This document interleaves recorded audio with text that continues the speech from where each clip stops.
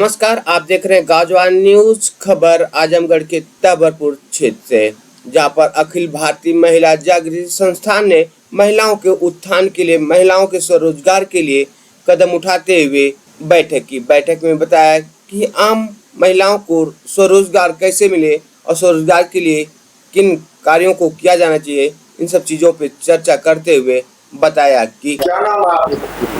सबसे पहले नमस्ते, मेरा नाम रीता यादव है। मैं डिस्ट्रिक्ट कोऑर्डिनेटर हूँ अपनी संस्था से। मेरी संस्था का नाम है महिला जागृति संस्था, अखिल भारतीय महिला जागृति संस्था। तो आज यहाँ जो मीटिंग आपने किया है, जी सर। इसका क्या उद्देश्य है और किसके तहत ये मीटिंग आप यहाँ रखी है? सर, इस मीटिंग का सबसे बड़ा उद्देश्य है ग्रामीण जो महिलाएं हैं उनको जागरूक करना है सर।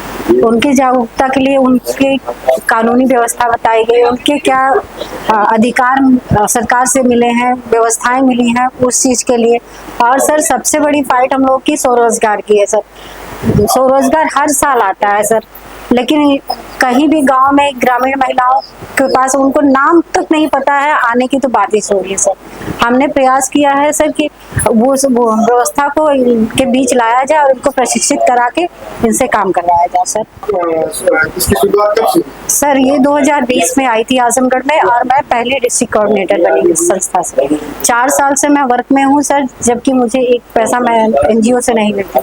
ये मैं सर अपने शौक से और इन महिलाओं को, इनकी दशा को देखती हूँ तो मुझे ये लगता है सर, एक महिला होने पर उनका दर्द समझ में आता है। और मैं चाहती हूँ कि इनके लिए मैं कुछ कर पाऊँ सर, क्योंकि मानव जन्म एक बार मिलता है सर, बार बार नहीं मिलता है। आपके जाने के बाद कम से कम अगर आपने उनको कुछ, उनके लिए कुछ भला किया है तो वो उनके दिल में आप बसे रहेंगे। नहीं तो जाने के बाद कोई आपको याद नहीं करता सर। और कमाई तो आप किसी तरह भी कर लेंगे सर, लेकिन मेन कमाई होती है लोगों के दिलों पर राज करना। अगर आप दिलों पर राज करेंगे ना सर तो बहुत दिन तक रहेंगे। गांधी जी, नेहरू जी और इंदिरा जी कब के गए हैं, लेकिन आज भी हम उनको सम्मान से याद करते हैं। बस मैं सम्मान के लिए ये काम करती हूँ सर। सर मैं ये चाहती हूँ, मेरा निवेदन है इस सरकार से कि इस NGO की हेल्प वो करे, जो इनकी परेशानियां, जो महिलाओं के लिए व्यवस्था है वो इनको मिलनी चाहिए सर। आज सर आवास उन्हीं लोगों को मिल रहा है जो पैसा खिला रहे हैं। हर गांव में आवास आ रहा है, लेकिन आप सर्वे करके देखिए सर, जो जरूरतमंद है, गरीब है, उनको आवास नहीं मिलता, पेंशन नहीं मिलती सर, उनकी कोई व्यवस्था नहीं है सर। मेरी ये बात है, सरकार तक अगर जाए तो सरकार ये हमारे लिए हमारी मदद करे, हमारे NGO के थ्रू करे, जाए जैसे भी करे सर, लेकिन इनके लिए कुछ करे, ये मैं चाहती हूँ सर। महिलाएं जुड़ चुकी है अभी तक? सर 2350 महिलाएं हैं मेरे पास। अच्छा, 2350 महिलाएं अभी तक? जी सर। आपके NGO से जुड़ चुकी है? जी सर। और आने वाले समय में इसी तरीके से आप हाँ और महिलाओं को जोड़ना चाहेंगे? जी सर, और जोड़ के सर उनके लिए मैं कुछ करना चाहूँगी। उनके लिए कुछ आप करना चाहेंगे? जी सर, उनको शिक्षा की व्यवस्था, स्वास्थ्य की व्यवस्था सर, रोजगार की व्यवस्था, आने वाले समय में वो अपने बच्चों को भी उस लायक बना सके सर। देखिए सर, व्यवस्थाएं बहुत हैं, लेकिन जानकारी उनको कोई देता नहीं है। जो ग्रामीण महिलाएं हैं उनसे बस खेती बाड़ी, घर का आप काम करवा ले, और परिवार बहुत कम ऐसे हैं जो महिलाओं को सपोर्ट करते हैं सर।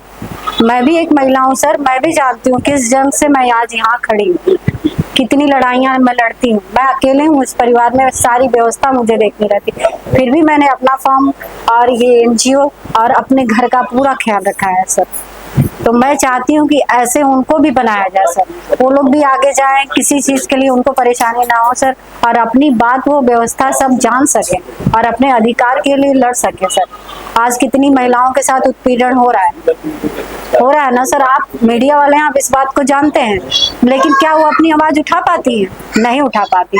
अगर वो मेरी संस्था से जुड़ी हैं और मुझसे जितना सहयोग होगा सर, मैंने आज तक किया है लोगों के साथ, और अब भी मैं करूंगी। मैं जज्बा रखती हूँ सर इस चीज का। आपका मेन मकसद क्या है? सर मैं चाहती हूँ जैसे आपने कहा रोजगार, इनके पास रोजगार भी हो और संगठित भी हो, और सर ये मजबूत बने ताकि ये जीवन अपनी आसानी से लड़ सके। बाहर देशों में आप देखिए सर, लेडीज कैसे रहती हैं सर। हमारे यहाँ देखिए सर, पर्दा से लेके हर जगह हमको दबाया जाता है, जबकि आज महिलाएं कहाँ से कहाँ हैं सर।